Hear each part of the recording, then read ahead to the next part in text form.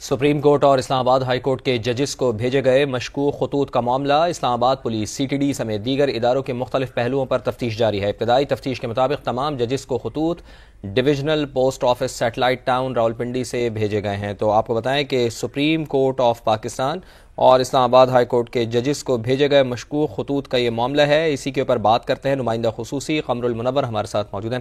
قمر صاحب، ابتدائی تحقیقات میں کیا باتیں سامنے آئی ہیں؟ جی، جو ابتدائی تحقیقات کی گئی ہیں، جو ہائی کورٹ میں بھجوائے گئے خطوط تھے وہ سب ڈویژنل آفس جو سیٹلائٹ ٹاؤن راولپنڈی ہے وہاں سے بھجوائے گئے تھے۔ گزشتہ روز بھی اس چیز کو کہا گیا تھا کہ 29 تاریخ کو جب یہ وہاں سے لیٹر بک کیے گئے تھے تو اس کے اوپر صرف راولپنڈی لکھا آ رہا تھا، یہ نہیں پتا چل رہا تھا یہ کسی جی پی او کے ہیں یا کسی سب ڈویژنل جو آفس ہے اس کے ہیں۔ تاہم اب یہ تصدیق ہو چکی ہے کہ یہ خطوط جو ہیں یہ sub divisional post office satellite town کے ہیں۔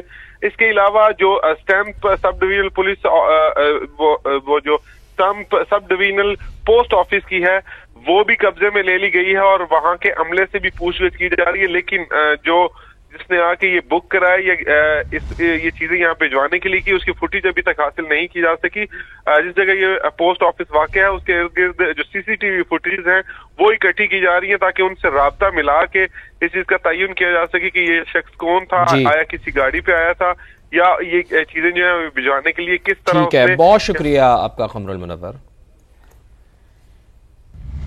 13 اپریل کو ریٹائر ہونے والے chief justice Peshawar high court نے سبکدوشی سے 10 روز پہلے چیف جسٹس آف پاکستان کے نام خط لکھ کر سپریم کورٹ میں تعیناتی کے لیے اپنا نام زیر غور نہ آنے کا دکھڑا بتا دیا۔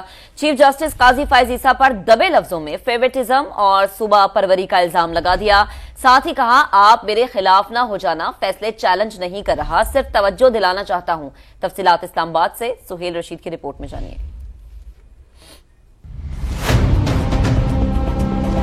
پہلے شکایت بھرے اور پھر دھمکی آمیز خطوط کے بعد اب شکوے شکایات پر مشتمل تازہ خط کی گونج۔ Chief justice of Pakistan justice قاضی فائز عیسیٰ کو chief justice Peshawar high court نے مراسلہ لکھ دیا۔ عدالت عظمیٰ کے ججوں کی تعیناتی میں خیبر پختونخوا کو نظر انداز کرنے کا معاملہ اٹھا دیا۔